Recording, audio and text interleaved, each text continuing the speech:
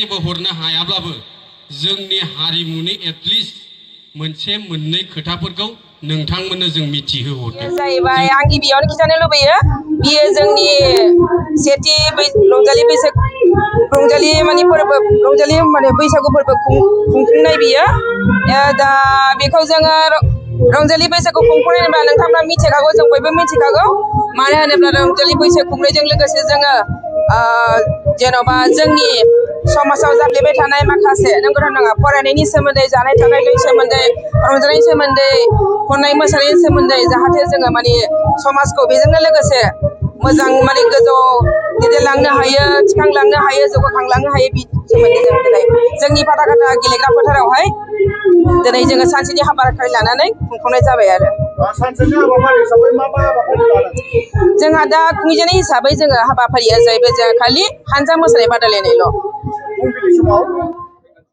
फुंबिलि समनिफ्राय दासिम दा फुंबिलि समनिफ्राय जोङो गिबियाव जोङो मा होनो फिरफिला उरायहोनाय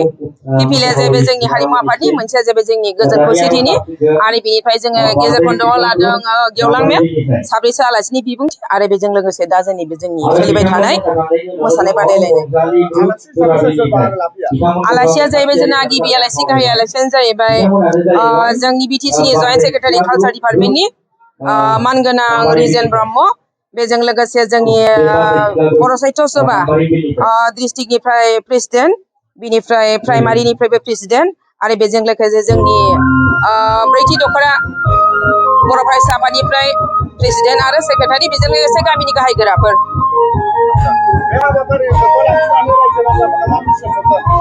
रायजो राजाफोरनो बेखौनो मेसेज हरनो सानो मा बे हाबाफारिजों जाहाथे जोंनि माखासे फैनो गोनां दानि इयुन जोलै सेंग्रा सिख्ला बिसोरखौ जों जाहाथे गोजों लामाजों माने दैदेनलांनो हायो मानो होनोब्ला जों थासारि नुनो मोनो जोंनि समाजाव जोबोद गेना गिंथि सोलिगासिनो दं जानाय लोंनाय सोबखोमानाय बेफोरखौ जों बेफोरनि गेजेरजोंनो बेबायदि खुंनायनि गेजेरजोंनो जोङो फोसाबलांनो हागोनखौ आसा थादों मिजिं खालामदों बिनि थाखायनो जोङो जोंनि फ्राय माने बैसागु खुंनाया बिनि फारसेनो खुंनाय जायो आरो जाहाथे जों समाजखौ फोसाबलांनो हायो जोंना बेनो सेथि खुंगा खुंलांबाय थागोन जों बोसोर मोनफ्रोमबो जेसेबांखिनि जों थांनानै थागोन एसेबांखिनि जों बैसागु फोरबो खुंगोन बेजों लोगोसे जों हारिमुखौ जों गोजौआव दैखांनो नाजालांगोन दङ जागासिनो दङ दा खालि हानजानिल' बेयाव गासै मोन 8 बा मोन 9 हानजा दं बेखौ आं मिथिगौ